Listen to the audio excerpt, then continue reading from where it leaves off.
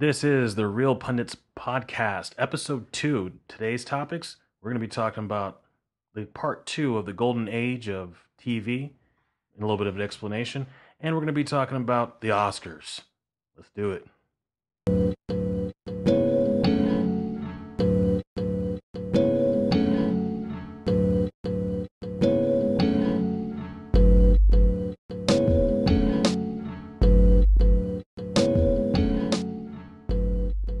Once again, this is episode 2 of the Real Pundits podcast. I'm Brandon, and with me, as always, is Alex. Alex here What's happening, man? just celebrated a birthday. Yes, sir. Turned 40. What'd you do on your Big birthday 40. weekend? Hang out with family, man. It was family, and the messed up thing is we ended up talking about movies while during that time period. Of course, Mom had to go through and listen. Big props out to my little sister. She ended up listening to it and enjoyed it. So holler out to her. Apparently, from what you said, the impression is that I'm a jerk. Basically, yeah. You seem to hate everything. It's a fair assessment. It's a good, fair assessment. So I'm waiting for the day that you actually give props to a movie. That's what I'm looking for. That day's coming soon. Oh, well, it's definitely coming. It is. There's a movie I'm looking forward to coming out this year that we'll wait till it comes out for me to watch it before I praise it. But I have a feeling I'm going to praise it. Okay, so is it the same one you talked about before? I don't know. Okay, which one is it then? Mary Queen of Scots. Oh, yep, you brought it up before. Mary Queen of Scots. You're You're ready for that one. I am. I think I love history pieces. I'm huge into history, so especially that time frame. I hope they portray her properly. Her trying to the struggle between her and Elizabeth, trying to take the England away from the Church of England back into the Catholicism. The war that happened between the two sisters. It's a good piece of history, and time will tell. We'll see what happens. Yeah, we'll see. I mean, we all have our movies. My next big one up, of course, coming up right now is Wrinkle in Time. I definitely at least give it a chance. Let's see, is it worth the hype? And we'll go from there. Other one happens to be Pacific Rim 2. I'm really looking forward to that one. Here's my issue with Pacific Rim 2. It's not that I'm not thrilled. I loved the first Pacific Rim. The problem is, I believe that most of the time with these creative concepts, it's lightning in a bottle. Okay. I don't think you're catching it twice. It's just one of those things. I don't want to hate it before it comes out. I really don't. I want to like it. I want it to go. I want it to make me thrilled to see it. Okay. Probably not going to. All right. But I would love to. I mean, and let's be fair. The first, it has to be an improvement. Charlie Hunnam was the lead in the first one, and I'm not, and I know this is the second time in a row that I've hated on Charlie Hunnam, but I loved Sons of Anarchy. I thought he had a ton of potential. I think he has disappointed me twice now. But see, before that, okay, he was in a movie called Cold Mountain. Oh boy, where he played an albino. Oh boy, this weird and he did great in that, and he was also in Green Street Hooligans. Yeah, Street Hooligans. He was phenomenal playing a Cockney soccer hooligan. But, see, I'm not going to put it past him. I think Sons was perfect for him. I think episodic, giving him a chance to flesh out his range, really works for him. I still have my issues with King Arthur. I loved It's a stupid sword, I swear. Okay, we're going to have to do an entire thing of just about him. I don't want to give it that much time. It wasn't worth it. Wasn't worth $150 million. Isn't worth 30 more minutes of my time. But it still was a well put together movie. Well, if you remove the title of King Arthur, it's still a good movie. No, the whole concept that he had. We saw the whole control of time done better in Doctor Strange. I don't need that sword to control time for him, slow everything else down, so he can. If you wanted to impress me with a magical sword, okay, we could just turn on Return of the King. Okay, there you go, and watch what Aragorn did. I mean that was an impressive magical sword. Okay, all right. But we are, once again, getting off topic. If we go back into last week's episode where we were going back and forth about the golden age of TV. Now, the one thing that I think we didn't make clear is why is it the golden age of TV? No, actually, I think we just jumped so far into that because we have such strong views about it that we skipped over the whole thing. You had the golden age of movies that happened in the 30s, the 40s, the 50s. You had a resurgence. You had when TV first came out, people still went to the theater, and TV was this cool little concept they had. Right. But then cable came, and you're like, oh, this is the golden age of TV here. Every generation thinks it's the golden age of something. Mm. But we're seeing the death of the theater. Yeah, it was slowly. And the rise in people watching things from their house on their television, laptop. We use TV as a broad stroke. Yeah, there's a commercial like that I saw recently. I don't know, it was one of the cable providers where this guy's talking about you can watch TV on your phone or your laptop or your computer, and these two little kids are like, "What's a TV?" You're like, "Man, have we gone?" Because I mean, we can watch it mobilely, but we don't have to leave our house, and that's where we're referring to the golden age of TV. This is the golden age of home entertainment. Yeah, that's the best. I think that's the most like streamlined way to go through and put it. Home entertainment. This is where you don't have to go to the theater. Like we've talked about, we like the camaraderie. We like going to the theater. We like seeing movies and discussing them. But for the mass majority of the audience, it's an inconvenience to go pay $15 plus food and sit there in an uncomfortable seat watching a giant screen surrounded by people you don't know. Get people getting up, walking around. Somebody brings their baby in, it's screaming. You want to drown it. It's just, it's one of those, it's one of those things that you just, the theaters, because of etiquette and price, it's become a place that most people don't want to go. You can get at your house. You can get quiet, unless you're me and have a baby. Yeah, let's see then. No, that means that whole comment about drowning babies. I'm not drowning my own baby. Okay, I didn't think you were. But it was the whole concept of talking about drowning babies. Okay, let me redact that. Oh. I'm not advocating the drowning of children. But when you bring a baby to a movie theater where other patrons have paid $15+ to be there, you might want to keep that baby quiet. You should, because some people may want to drown your baby. I'm just saying. Don't bring your baby to a movie theater. But also the other thing that I think that we're getting into when it comes to this golden age of TV, even production houses are seeing it now. They're getting, like you talked about last week, better money. They're getting a chance to tell their entire story. And less studio interference because all the studios are competing just to get content. And so my most current thing that I've recently watched that I'm just kind of binging on right now, and I'm enjoying it, is Hap and Leonard.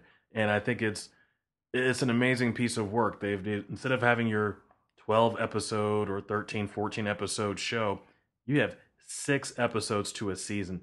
And I think that it works out really well for them to explain these two characters, have them go through their journey for that quote season, and then you're out of it. You're in, you're out.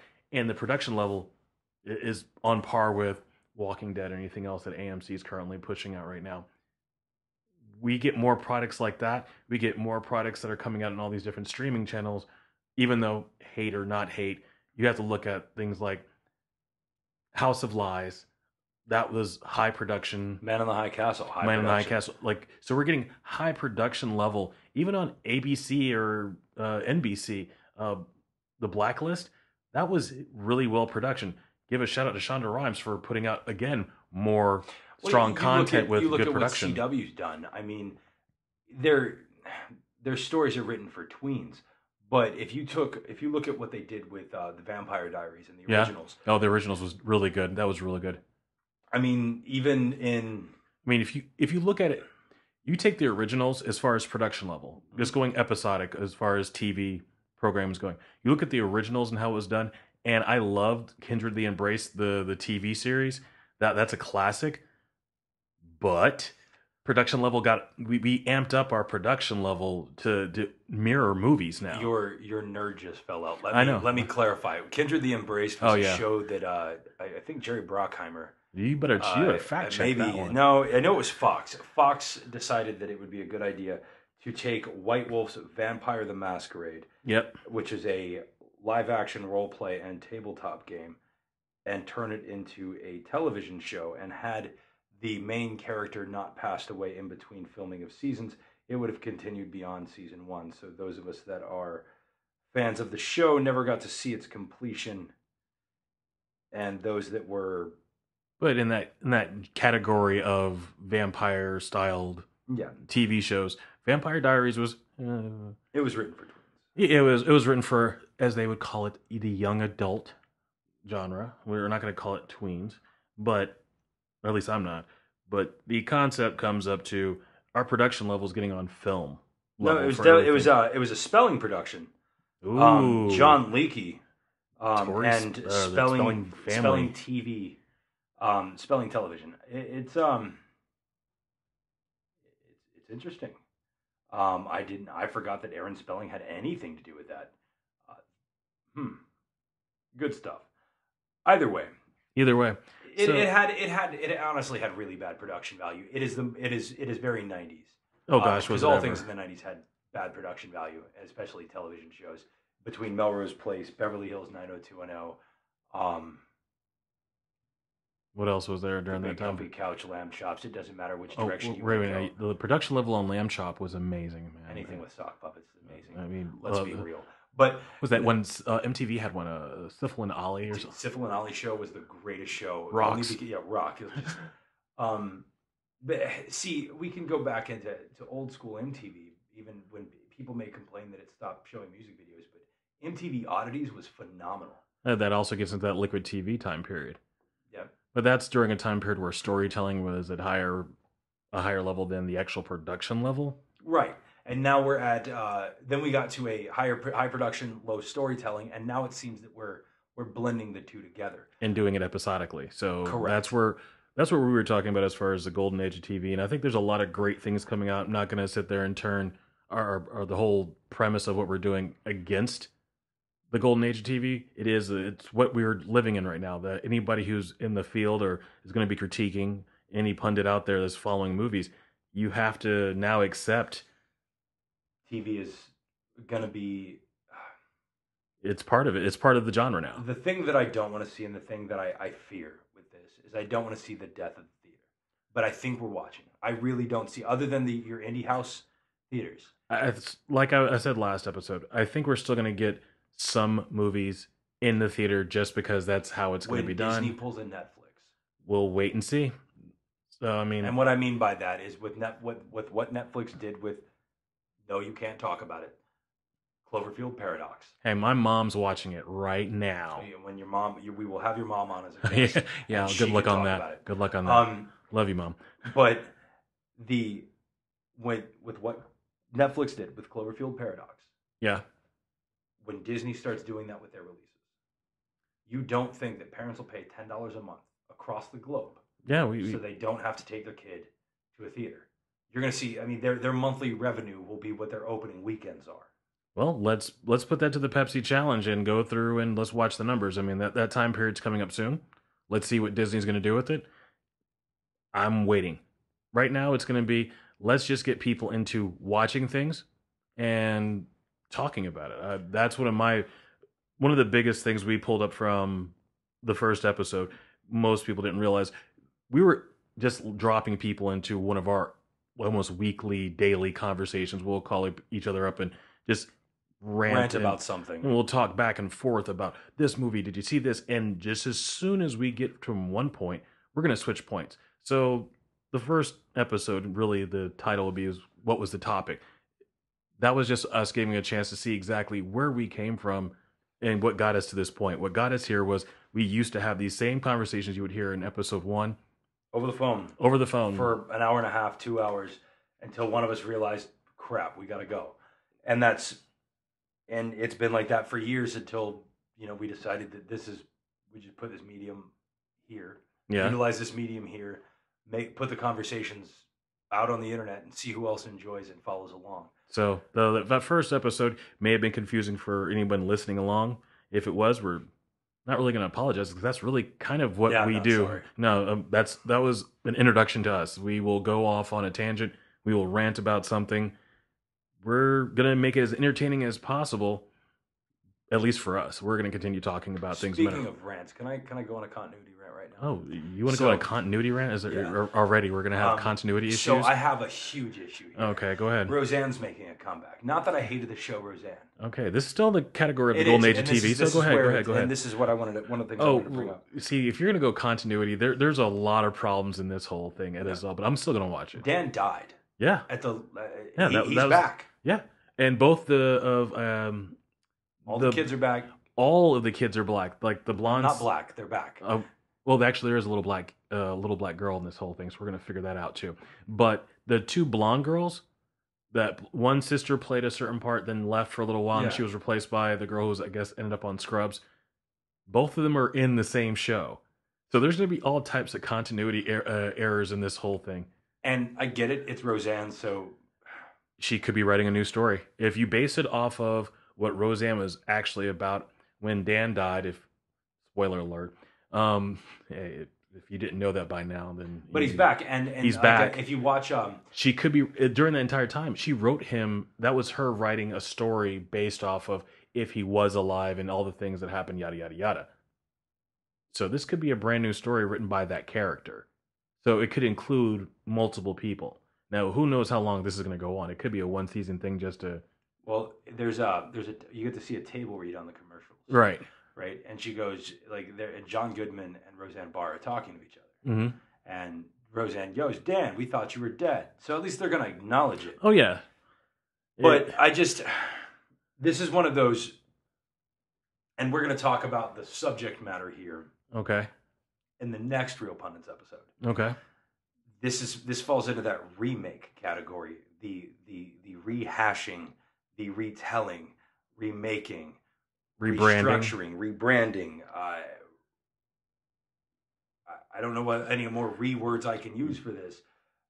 Revisiting. I can continue on for you if you want to.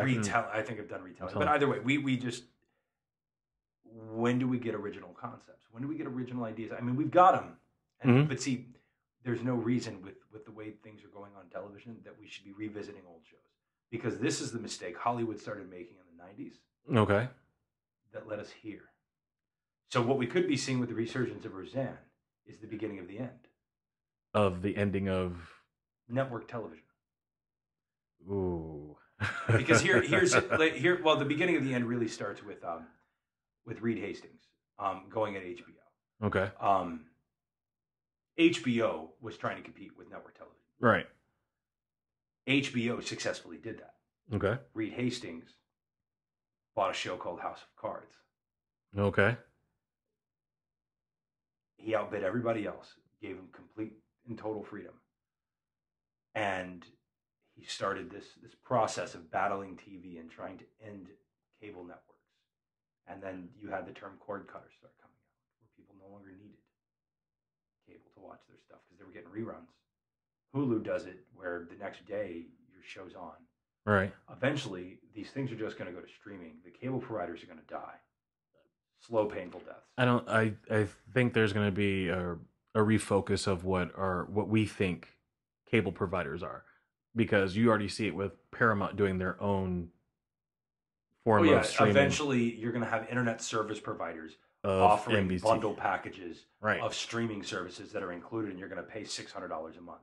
Or not that high, but that's about as close as what I'm paying right now for it. So I mean, I guess it'll be perfectly fine with that whole thing. But you're not, and that's when it starts becoming a problem again, because then these bigger companies are now telling what they're producing, what they're showing, what they're advertising. And we're gonna be right back in the same boat that we're in. Except now we get it instantly on our phones and televisions and laptops and tablets and. But you were talking about original content, and that's the reason why I'm really pushing right now for the Hap and Leonard. I love it because of the fact that it is an original idea. The writer of the show is involved with the writer of the books is involved with the show. He's enjoying what's being done, how it's being done. So I think that we have a really good opportunity to see original content come out of nowhere with the way things are.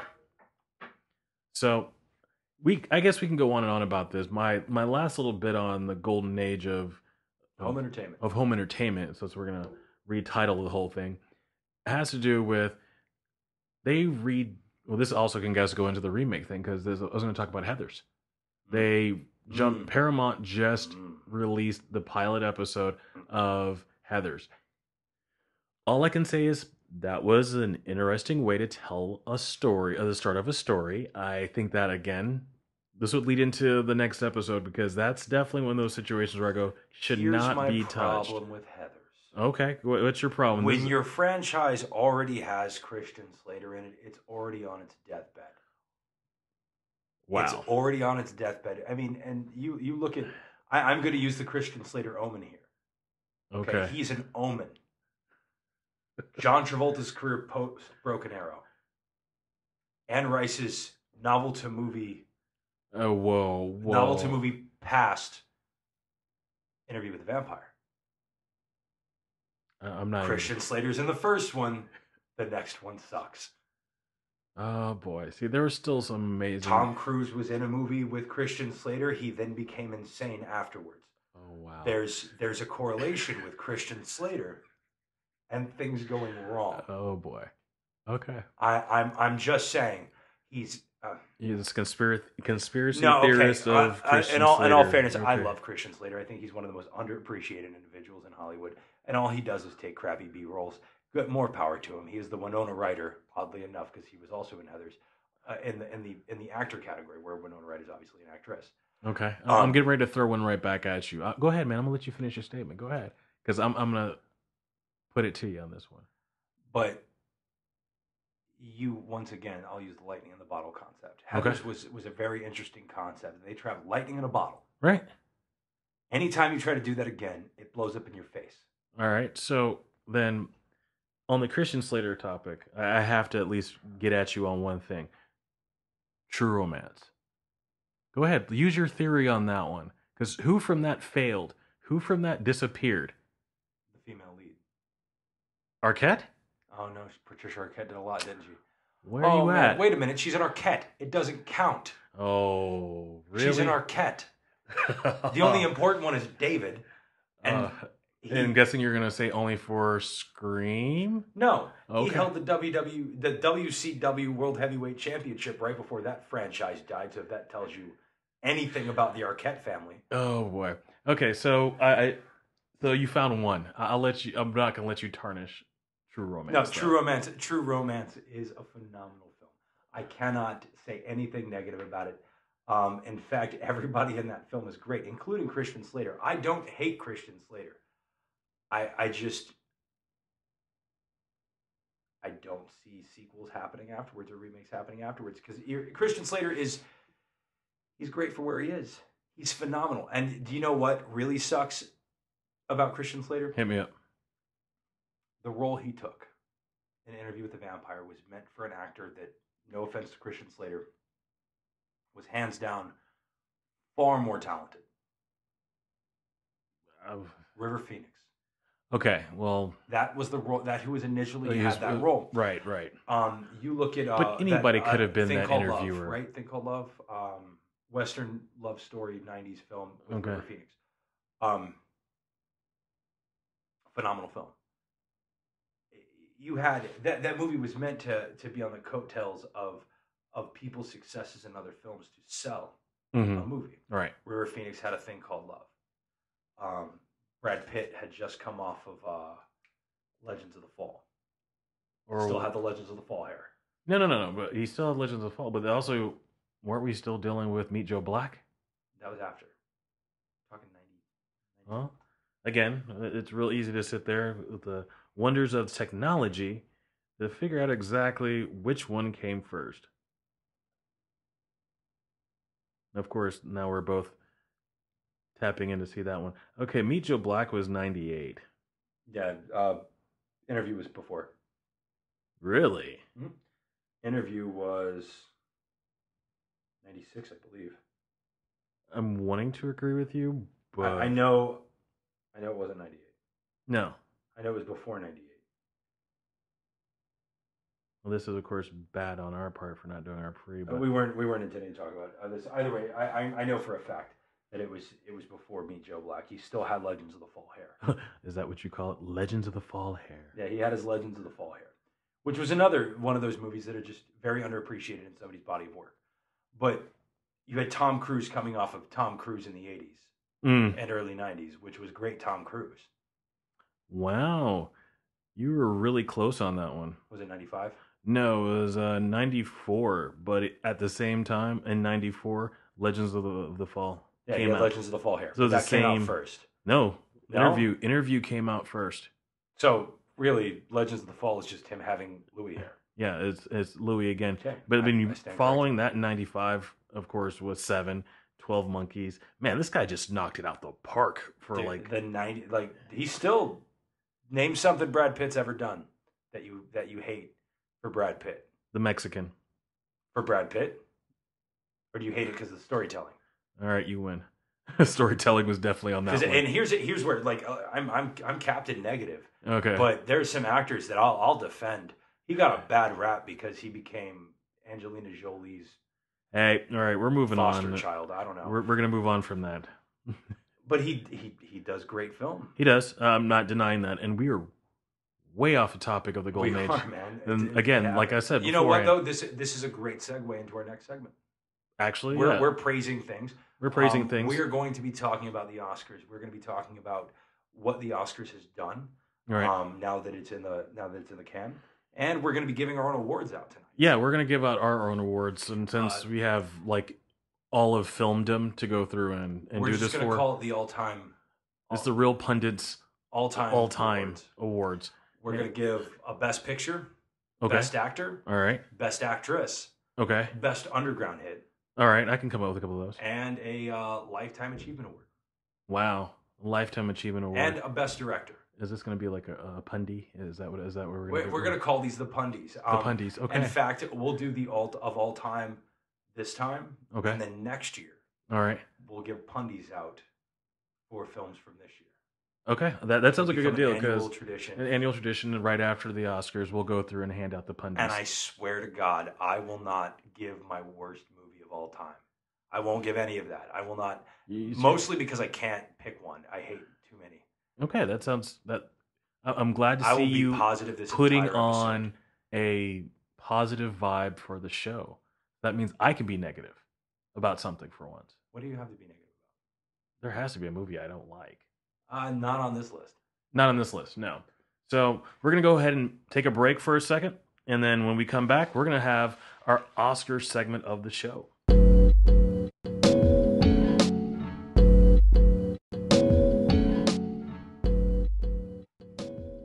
And we're back. All right. Well, let's go ahead and get into the Oscars, man. What was... First off, did you watch it? I kept a steady eye on it through social media. I didn't have the time to actually go through and do all that. But we have a couple of different categories we're just going to go over. And we're going to start off with Best Picture. Definitely a fan of the Pundits, the Real Pundits. I would say he's a fan of us. We are a fan. No, we're a fan of his, is what I'm saying. Is Guillermo del Toro, The Shape of Water, Ape Sapiens, Baseline Story. I mean, Guillermo deserves it. That man does great creature effects. With having his own production company to go through and make his own creatures, that wins it on top of that. But I want to see what. There's only one person that's ever made better creatures. Who? Geiger. Oh, Alien. Yeah, man, that definitely does it. I think my next big thing that comes up with that is what will happen next. Now that he has this accolade, what will he go back to? It better be a Cthulhu movie. That's what I'm waiting to see. I want to see what's going to happen next. Now that he has this, he'll have time to go into other projects. It won't be a fight to go through and do anything. The Shape of Water was a good movie, period. Some people didn't like it based off of how the story was and certain content. But main bad guy, a little cartoony. But I enjoyed it. It fit for his world. I mean, if you go back at even Pan's Labyrinth, you're going to have characters that are mildly like, okay, this is the bad guy, I can definitely tell. But that's part of his fairy tale. And I think that's where he wins. And he won against some pretty big other movies. I mean, Phantom Thread was also in that same category. Get Out was also there, but we're gonna get back to Getting Out. Actually, yes, I have a thing about Jordan Peele winning Best Screenplay for Get Out. Actually, I have a gripe with it. Really? Because he wrote the second best screenplay of the year. Okay. What are you giving first? Edgar Wright. Ooh, yeah, that guy. Yeah, he wrote He wrote a phenomenal film called Baby Driver that we're not allowed to talk about because of one of the actors in it. True, but we can talk about how awesome Jamie Foxx was in it. Yes, definitely. We can also talk about how Ansel Elgort is that, I don't know if I pronounce his name that guy's name correctly, but that dude. But you can't take away from what Jordan Peele did. No, I can't. I mean, that is the guy Edgar went Wright from being has somebody been I didn't take seriously exactly to somebody who made a phenomenal film. And so that's where Edgar Wright is already proof is in the pudding. That pudding's already ate.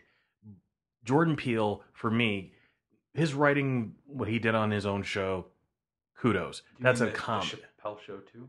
Ooh, we're not going to get into that. Because I mean, look, Dave Chappelle said it. He got to watch his own show. Yeah, I know. Made by other people. But my big thing. Jordan Peele did a great job. No, he did. He did a movie that was entertaining to watch, made people think, made people talk. So it brought people into watching movies multiple times. They brought their friends. And I it think gave me something I've been asking for: an original horror concept. I would put this right next to one of your other favorites. But we'll get into that once we give our own awards, our Pundits. I want to know what my other favorite. Romero. No, you cannot put Jordan Peele in the same category as George Romero. I'm not putting him in the same. I'm not putting him in the same. Put this film in the same category as Cabin in the Woods for an original horror story. No, see, there's another reason why I'm deciding. Social commentary. Yeah. Okay. It's a social commentary because most people only look at Romero's work. His follow-up. That is what I want to see next. I think that there's also another movie that he worked on that I need to make sure Keanu. I give. Yeah, I have to give props for Keanu because as silly as like cats. Yeah, I like cats. Okay. We're gonna move on from that because I'm not. We're not gonna get into cats. We're not gonna get into cats. I'm not gonna bash the cat. All right, because the cat was the baddest character in the whole thing. Because that cat was just the animal, the furry version of Malibu's Most Wanted, and Jamie Kennedy was more entertaining. Wow, we're gonna go to that horrible movie. Yeah, it was terrible. So was Keanu. Oh. All right. So also in that same thing, talking about directing, Guillermo del Toro, he got directing for Shape of Water. So I mean, that guy was just he was the big winner last night. Anything with Guillermo, like he was the big original winner last score. Night. I mean, this guy was definitely hitting it up. Cinematography ended up being Blade Runner 2049. I thought it was, in the grand scheme of things, worth it. Yeah, like visually, the way it was shot. It was the second best shot film of the year.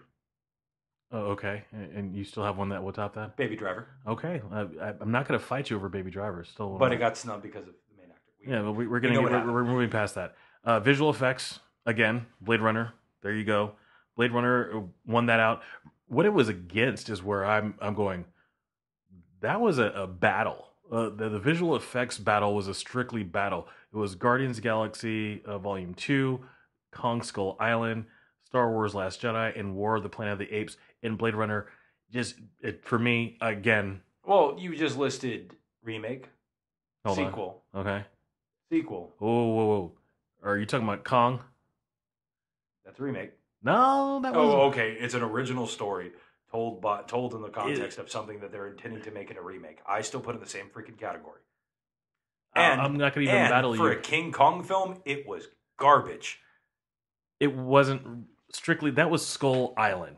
You have to separate that whole thing. Plus, it was... Didn't they do a Skull Island movie before? No. It wasn't a Skull Island movie.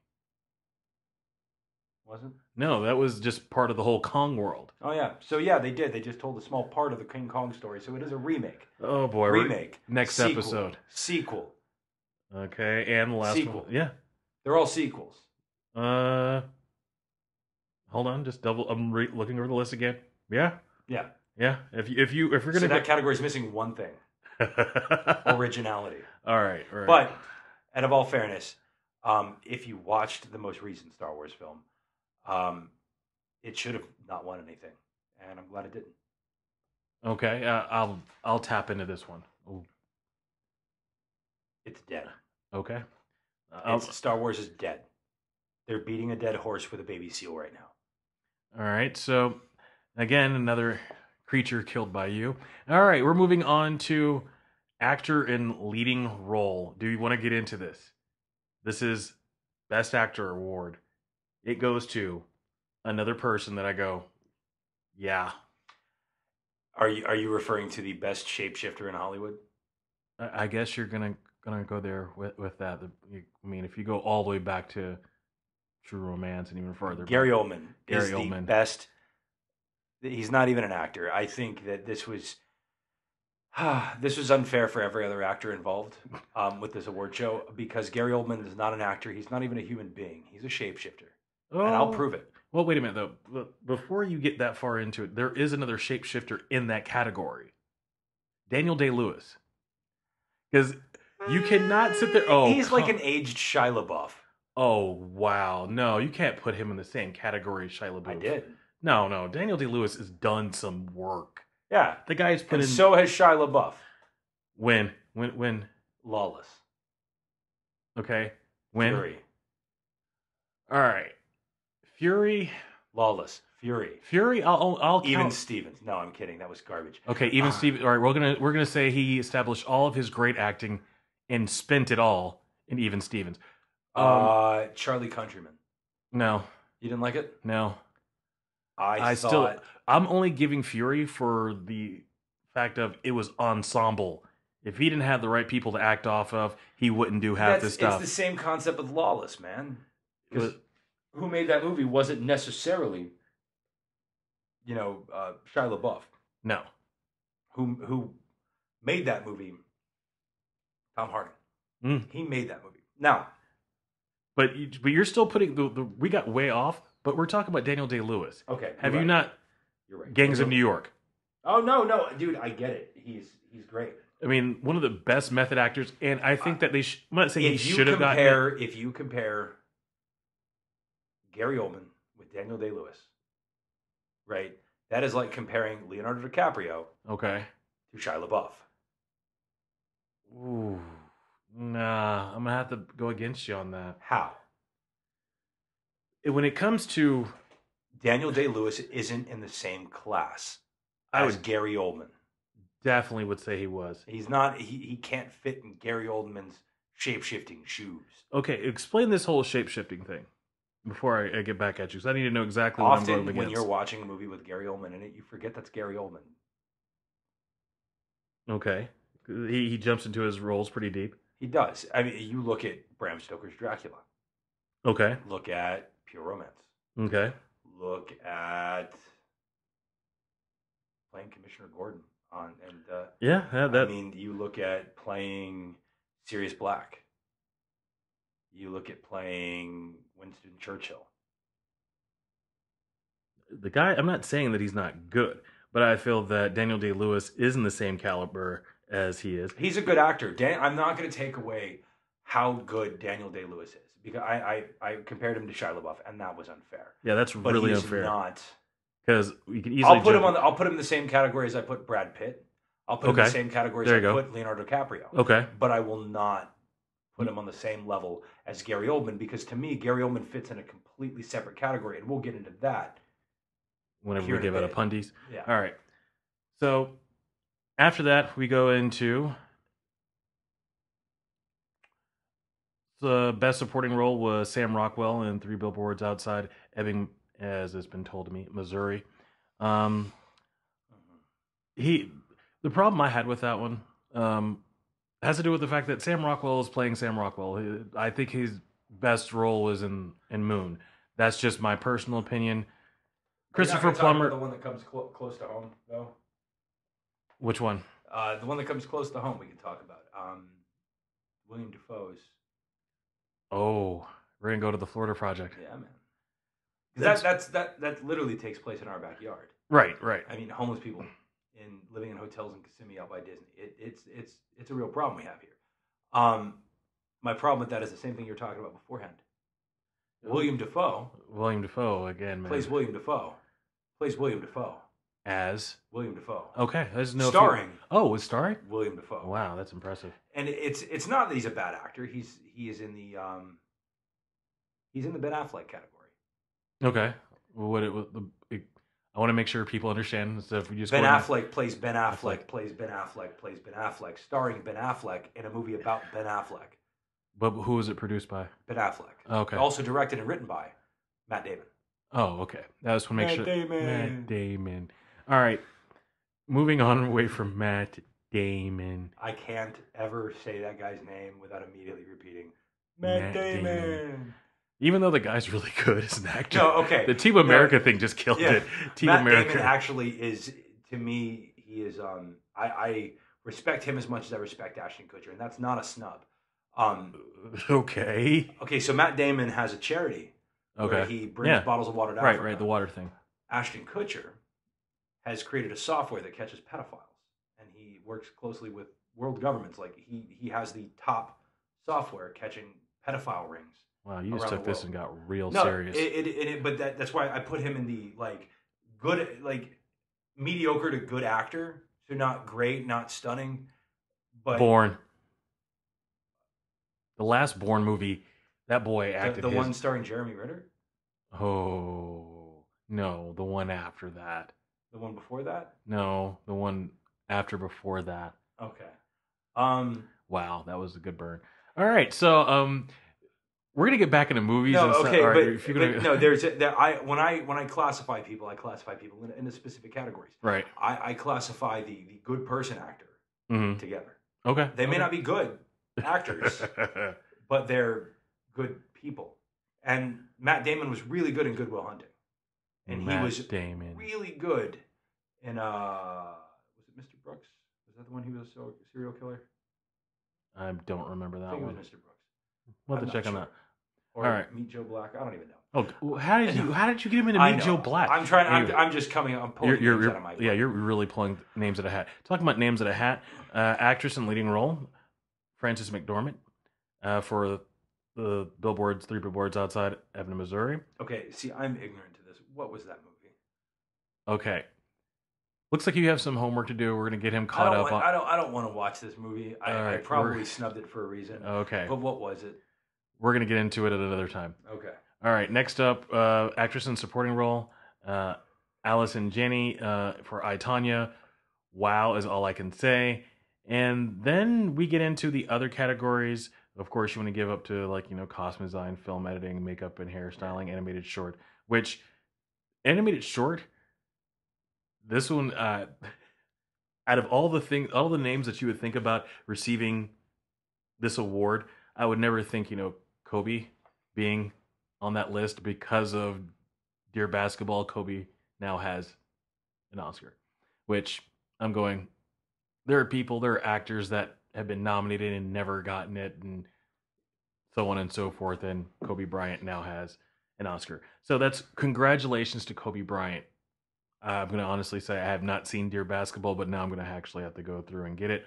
Sound editing, Dunkirk won that one. Sound mixing, Dunkirk won that one. And that basically is the rundown that we're going to actually even focus on. The Oscars come out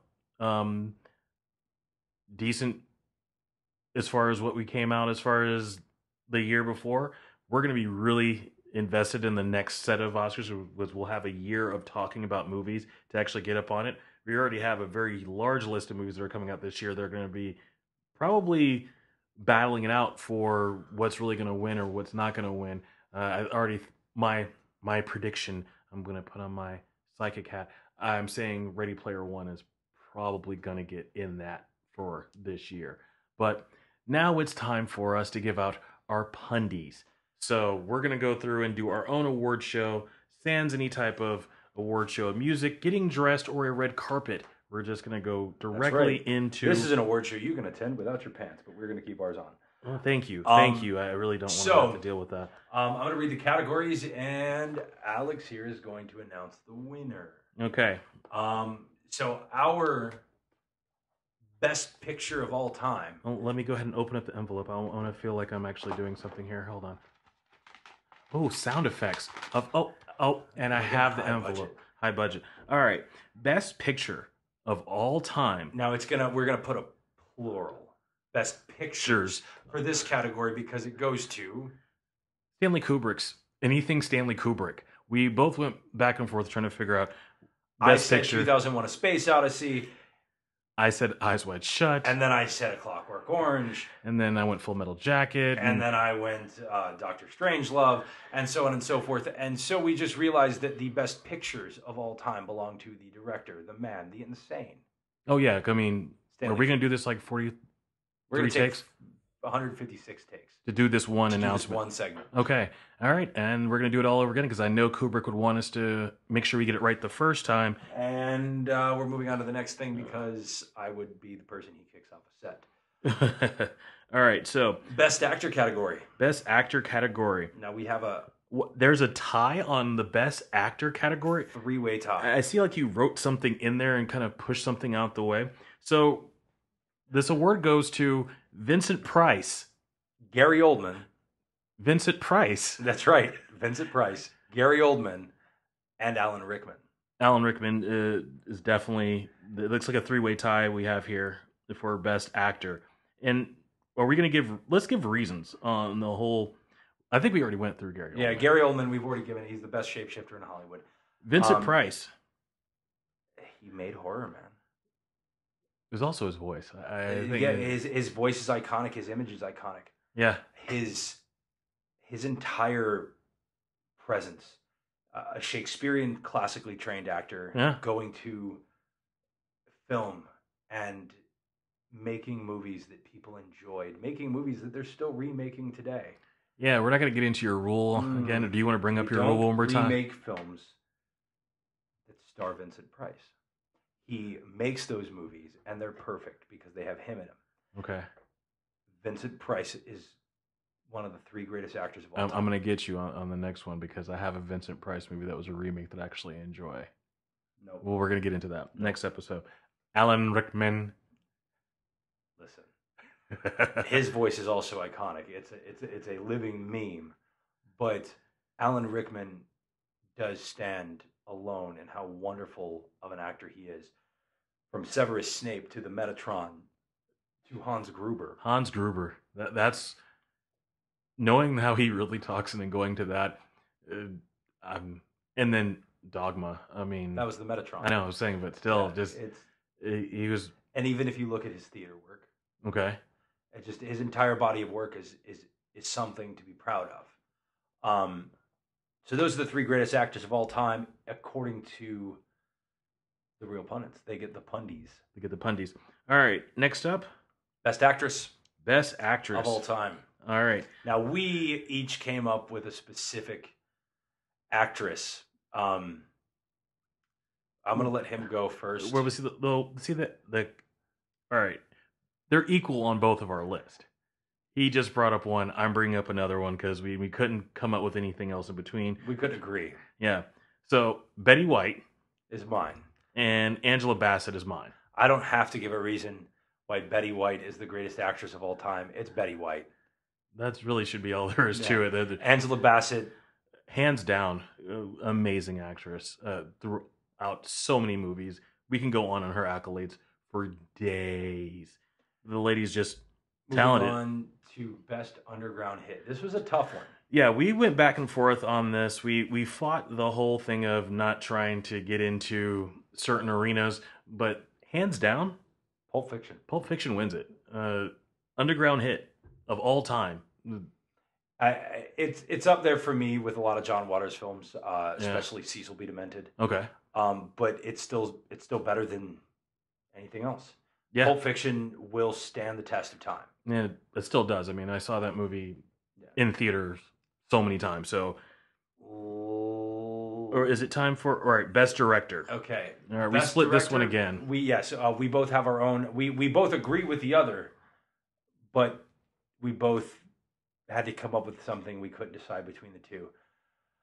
So, what was yours? Let's hear yours. Mine was George Romero. Amazing. Besides revolutionizing zombies, the social commentary in his work, and I get it. The whole I should be a little less hard on Peele because you got to look at the social commentary there. But it's not just the George Romero revolutionized a genre that was honestly stale, and at that point in time, the closest thing to a zombie film we had was White Zombie, which was about Haitian voodoo zombies. Right. And then gave after us that, the flesh-eating icons that we have today. Yeah. He also gave us the first time you ever saw somebody eat flesh on screen. He gave us the first black hero. Yeah. The first black and white duo. Yeah. for black male white woman. Yeah, that caused some stir back in the day. The next film, Dawn, was a big shot at consumerism. The next film, Day, was, you know, it was military industrial complex, you know, and I'm not one to get into that kind of thought process, but he brought us something and he gave us something that was iconic, and he told a story. It's not like watching, I don't know, Zombieland, where you just have some characters thrown together, giving up some rules to make it creative and make it unique. But all the while, they're still telling a zombie survival story. There was no other story to be told besides that in those films, and we see that a lot with The Walking Dead. And you know, they're all chasing the Romero dream. Romero was the first to do it, and to me, Romero did it better than anybody. And the only reason why Romero is my pick and not Kubrick, because I can't give people more than one category. I feel like there needs to be more room. We already gave all the best pictures to Kubrick. Best director would be George Romero. All right, for me, it was Spike Lee. I will not. Hands down, as far as longevity in film and not just making positivity films for black folk, I also feel that he can jump out of that genre. He did it, again, going into the next episode, of doing a remake of Old Boy that actually worked as far as a movie. I also think The Inside Man, again, the man knows how to put the entire ensemble together and make you fall into this world that he's created, and he makes it believable. Yes, you get some traditional Spike Lee shots. That's almost a signature. That's almost the same way with Hitchcock walking through a scene. That's part of it. But Spike Lee, he told stories that needed to be told. He got people involved. No matter where you sit on either side of any social commentary, he still had a place for you. So mine is going to always will be Spike Lee. And it was hard to push, you know, my other all-time favorite of Hitchcock, but Spike Lee, there's a place of all time. I got to give it to Spike Lee. Now, next up, we have our Lifetime Achievement Award. This is the big pundy. Okay. This is like the big film reel. It's a huge one. If we had a giant film reel, I would get it. I would get his name etched in it and hang it on the wall. In fact, we may do that. Okay. For this year. Yeah. Oh, the Lifetime Achievement Award. Well, they give out Lifetime Achievement Awards. Yeah, but for this one, I think it just belongs to him. Okay. All right. So it's Christopher Lee. Dracula. I mean, Dracula, you have, he has a metal album. He was Saruman. Yeah. He was freaking Saruman. The dude hunted Nazis. Not even in a movie. Yeah. He hunted Nazis in real life. He was an artist. He was a classically trained theater actor. Did I say Dracula? You said Dracula. I just want to make sure. He was the second best Dracula. The second best Dracula. Second. Actually, do you know 3 of our choices on this list on all these awards have played Dracula at one point? Huh. Gary Oldman, Vincent Price, and Christopher Lee. Well then, I guess that ends that whole situation. But Christopher Lee deserves a Lifetime Achievement Award just for everything he did in his life, man. Yeah.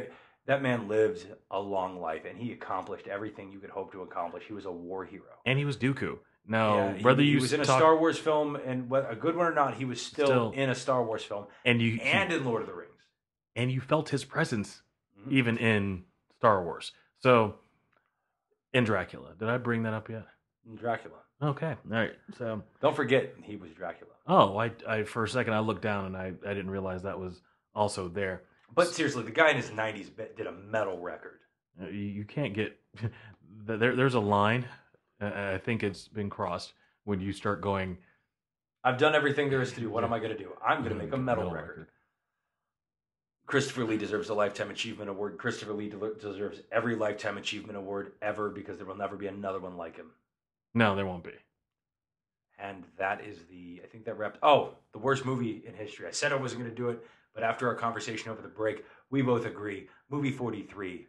I hate you, the people that made it. I hate you, the people that So they get the editing it. room floor award. That's where it should have been left. No. It is somebody should have shot the screenwriter, the guy who came up, Wow. whoever pitched in the boardroom. The he should have pitch been for that. shot. No, the pitch for that was perfect. You're doing a collective movie. They're all pseudo connected, silly type of stories, making it into a comedy. It. I put that on the director. He went. The overseeing director put that thing way too far. There was a line, they crossed it, and it was worse than like So Scary Movie like the 4. director. Okay. All of them. All of them, all the directors. Okay. Now there is a ensemble piece that had the same concept but did it way better. Okay. Are you about to go through your ABCs? I'm about to do the ABCs of Death. The ABCs of Death was a similar concept where you took a genre, Yeah. you took a bunch of different directors and you pieced little shorts together to make a movie. And some of it was a little much. The Japanese director who did Fart for F for like no, I'm not really into that. But like A for Apocalypse, D for Dogfighting. Those are the two that stick out for me. There's the shadow creatures. There's the They did a good ensemble Yeah. concept. There's other movies that I know for a the fact. Mexican Boogeyman. Yeah. That was a good one. That was phenomenal. But you have so many different. You had a great ensemble piece there, and movie 43 could have been that, but it didn't. And then I'm going to give the laziest director award out. I thought you said that was your one negative. No, I have to. I can't not do this. Michael Bay, you suck. I know you make money for the studios. I can't take that away. You make money. He makes money. Yeah. Before Alex goes, but did it make money? Yes. Everything he does makes money because he does two things. He makes things explode. Right. And he takes the laziest route. And there's one thing the mass general audience love.